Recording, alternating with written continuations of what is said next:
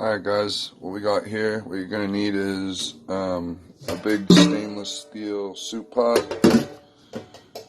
a decent knife. I mean, mine's not great or anything, it's just a Walmart special, probably about 10 bucks. I'm just trying to show everybody that you can do this with just everyday items.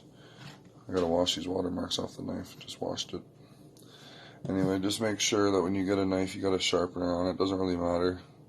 The better the knife, obviously, the easier it is, but the sharpener makes cutting stuff a lot easier. And we just have 4 regular chickens from a grocery store. Usually they're about 10 bucks a pop, so $40 here. This can probably feed, depending on the size of your family, I don't know, 2 days up to a week, depending on how you portion it. I have a family of 3, but only 2 of us eat because one of us is a newborn, so something like this. I mean, we're getting 8 thighs, 8 drums, 8 butterfly chicken breasts, and I'm going to make soup and stock, which can also be turned into gravy and whatever else.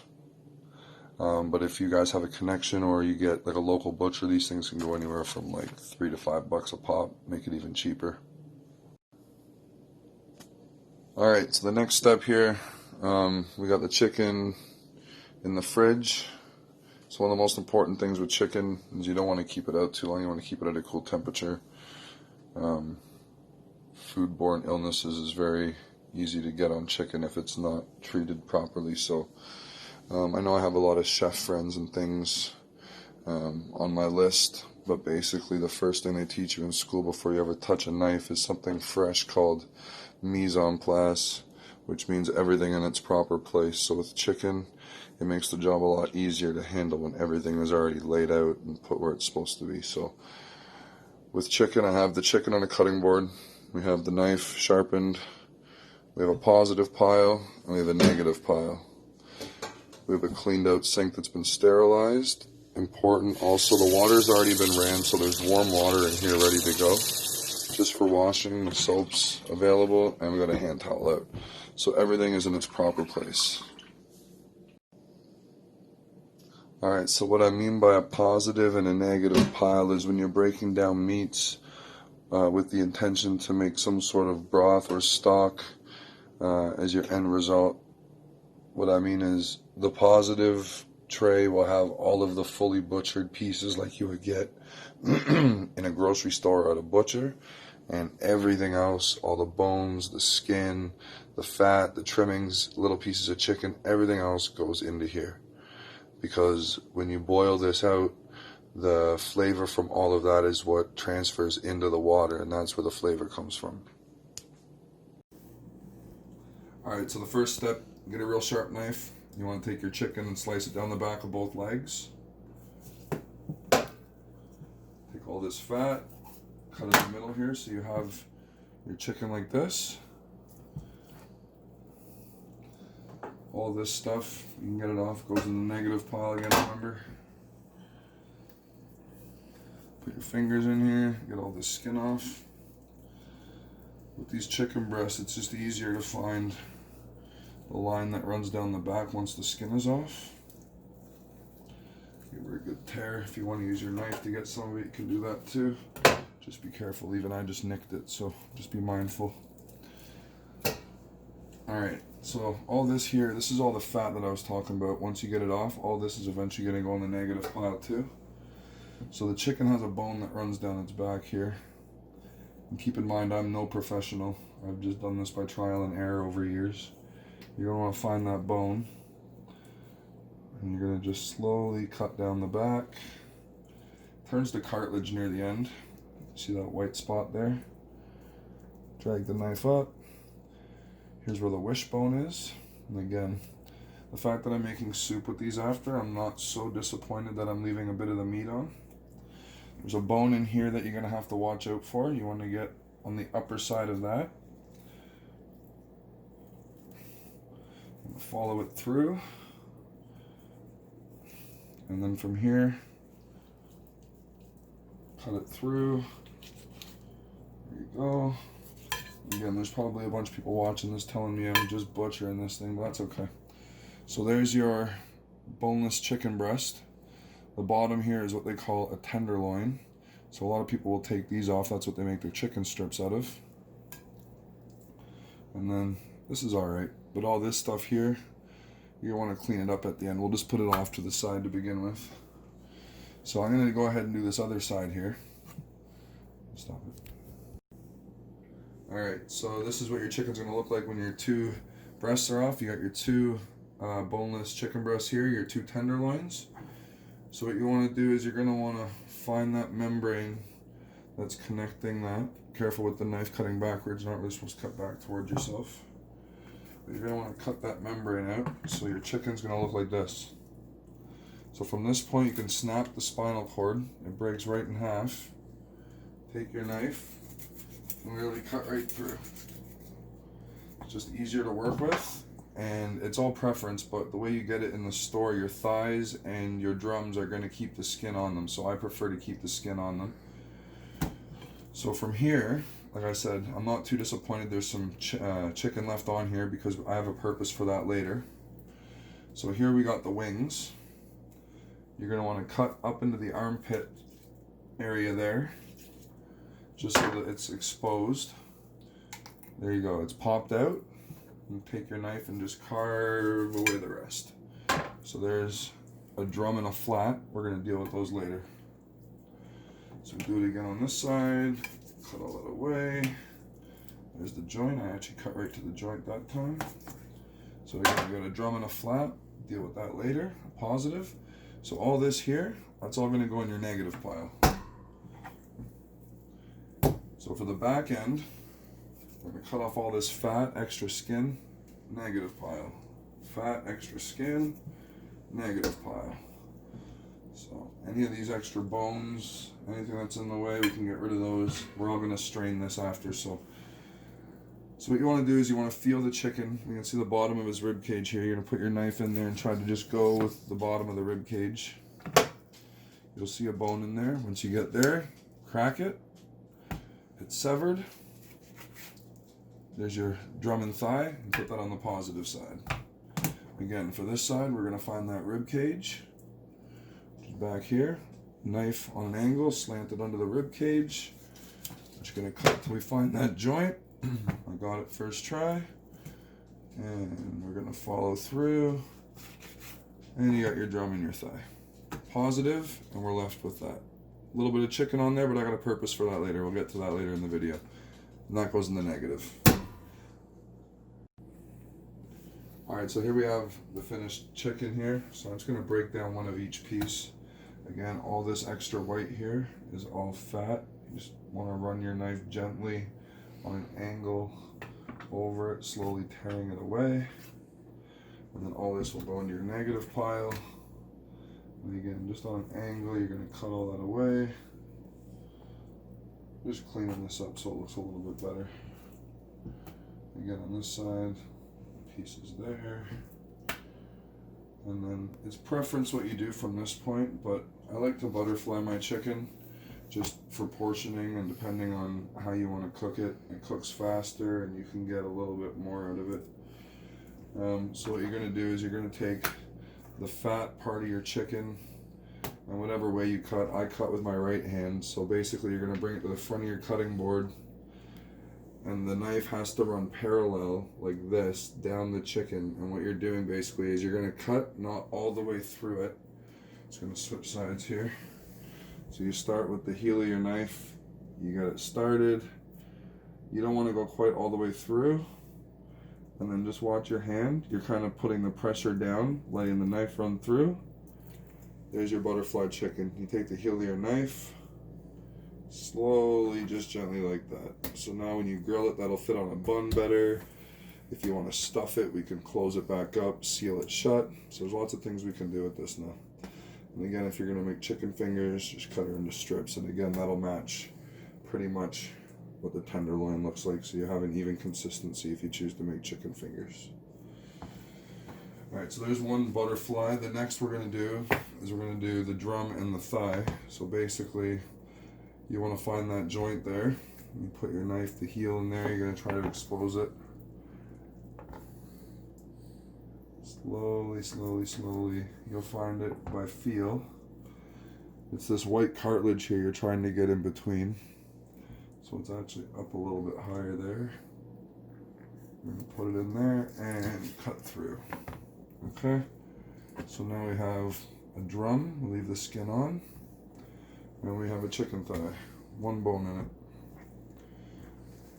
Move along to the wings. So this is your standard wing that we just chopped off that chicken. You have your flat and your drum. So this end piece, you're going to find that joint again, just cut right through it. And these little nubs can go into the negative pile. And again, you're going to try to find that joint again. It's on an angle. You're going to put the knife in there, right through.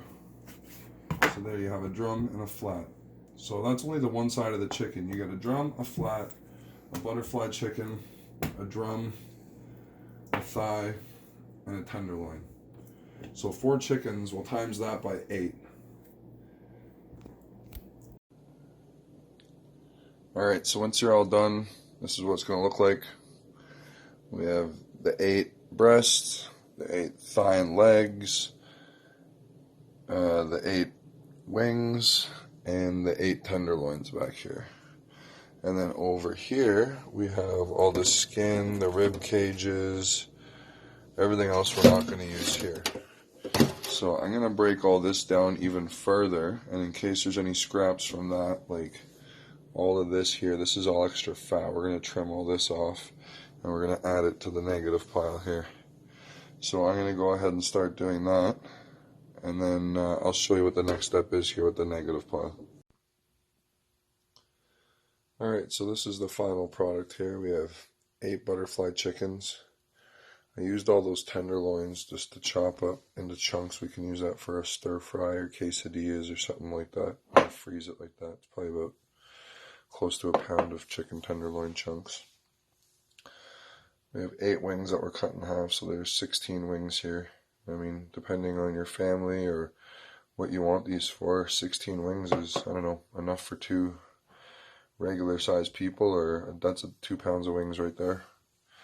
And we got 8 of the drums, and we have 8 of the thighs. And then here is all the fat, all the bones, everything that we've cut off and trimmed off of these to make them just look a little bit nicer. Some of them have a little bit of fat still on them, but for the most part we trimmed a lot of that off. And again, the butterfly chicken, when it's done, you open it up just like that. Again, it's easier to put on a bun. You can stuff that and grill it, whatever. They're just a lot easier. And again, because they're butterflied, you can even cut those in half and have 2 halfers. You know? Anyway, next step. Alright, so I'm going to go ahead and put this away in the fridge. It's been out for a little while, but depending on your family size or how many people you're cooking for, you can vary the portioning out. But this is what I got here. We got the 4 and 4 for the thighs, 4 and 4 for the drums. We got 2 pounds of chicken wings. We got 2 pounds roughly of chicken chunk tenderloin. Here's 3 butterfly chickens.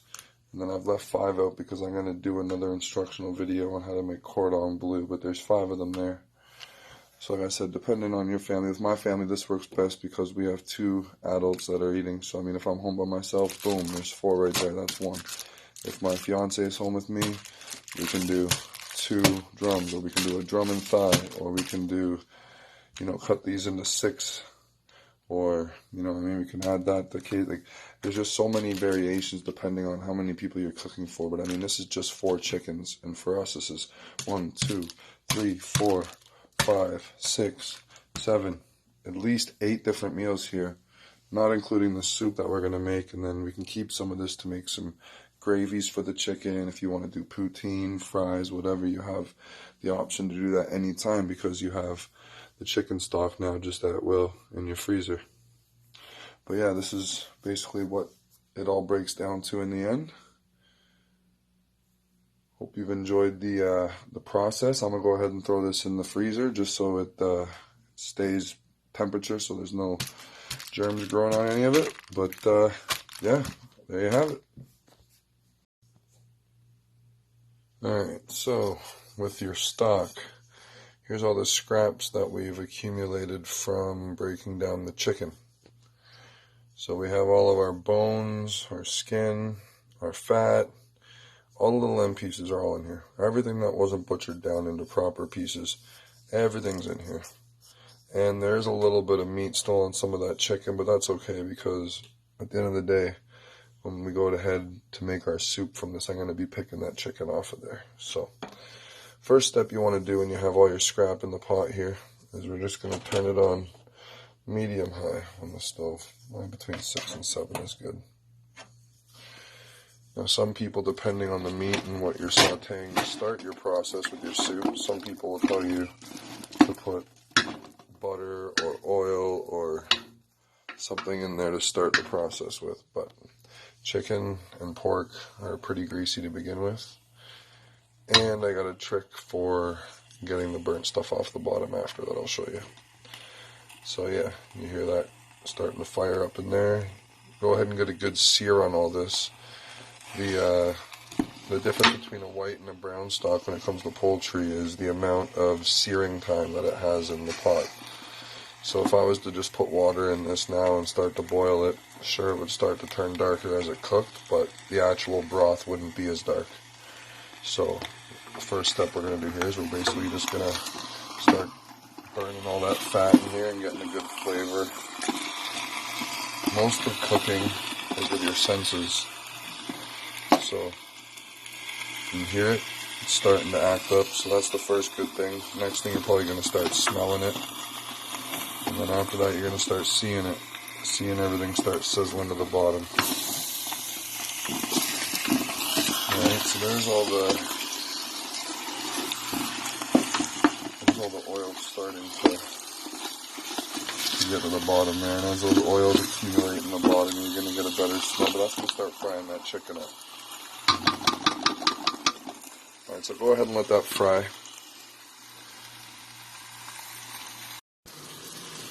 Alright, so this is where we're at now. Still some pink on it, which is okay, but the browner you get it, the better. So we're just burning this out. Again, all the 3 senses, you can hear it, you see it, smell it. Well, I can smell it, you can't smell it. But when you're doing this yourself, you'll be able to smell it. And again, you just want to have it on medium high. A little bit of a burn on the bottom is okay. See all that shit down there? A little bit of that's okay, but you don't want it to get black, because that will off-taste the whole thing.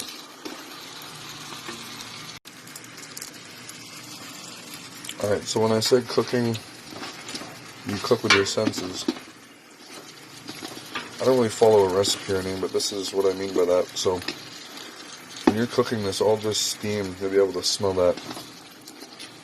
That smell is what you're trying to essentially transfer over into taste.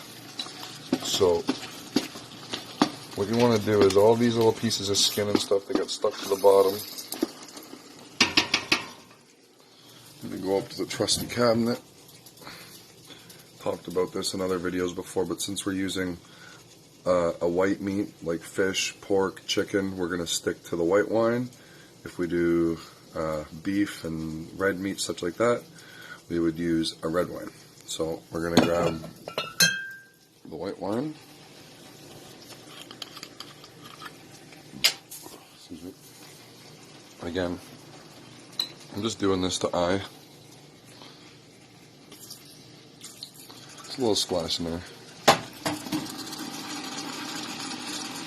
So all that right there is the actual alcohol cooking off. But what that does also is any of this stuff at the bottom of the pan, it actually deglazes it. So all that stuff will come off when the wine's cooking out. And it adds a really, really nice flavor to chicken, in my opinion. So once the sizzling settles down a little bit, you'll know that the majority of the alcohol is cooked off. And then we can go on to add the cold water. Alright, so the next step from here, we're going to take it, we're going to drop it in the sink. And we're going to put cold water in here. We use cold water because cold draws the fats out of the meat. So we're gonna squish it all down here.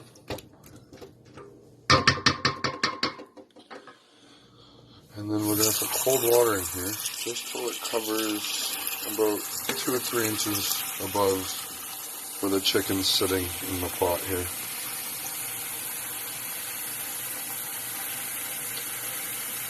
You see all this? This is all your flavor, all your fats. That's what's actually going to cook out into the water and make your stock flavorful.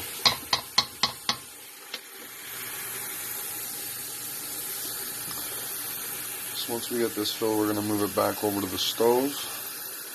And I'm going to put it on medium-high again just till it starts to boil. And I'm going to turn it down to medium-low just to keep a simmer on it for probably an hour, hour and a half. So that's probably enough.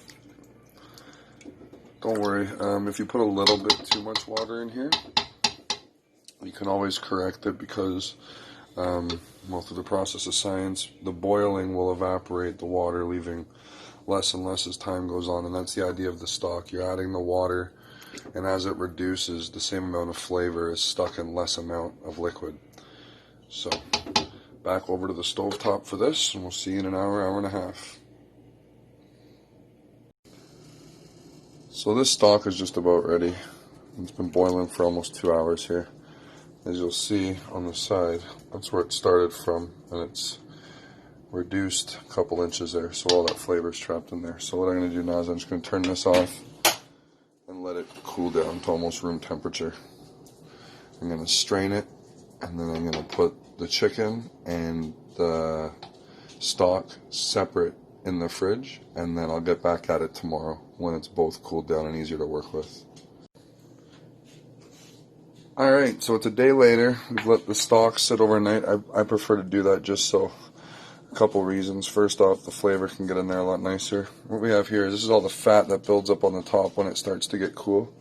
So I'll just take that out and put that in a bowl beside it, just to make the stock a little bit more lean. I don't know, I find if it's really greasy, it'll upset my stomach, so I like to... Some of those smaller little pieces are fine to leave in there, but for the most part, we're going to take off all of this fat out of the top. And then from there, I have a bowl here, or another pot I should say, and we are going to take this and strain it through a strainer into there so we only have the stock left. Alright, so I ended up straining out all of the extra bones and everything through a strainer, so that's what it looks like when it's back into the pot without anything in there. And then I'll just go ahead and portion those into small or large Ziploc bags depending on what I'm going to be using them for, but this one here is a smaller one that's already been frozen. Something like that I would pull out if I was going to do gravy for like a chicken, or that's a good amount for gravy or something like that, or even if I was going to, I don't know. There's lots of stuff that you could use with that. Anyway, that's the finished product, and that's what it looks like after it's all frozen. Easier to stash in the freezer that way. Anyway, hope you enjoyed the chicken stock prep video. Tune in for more later.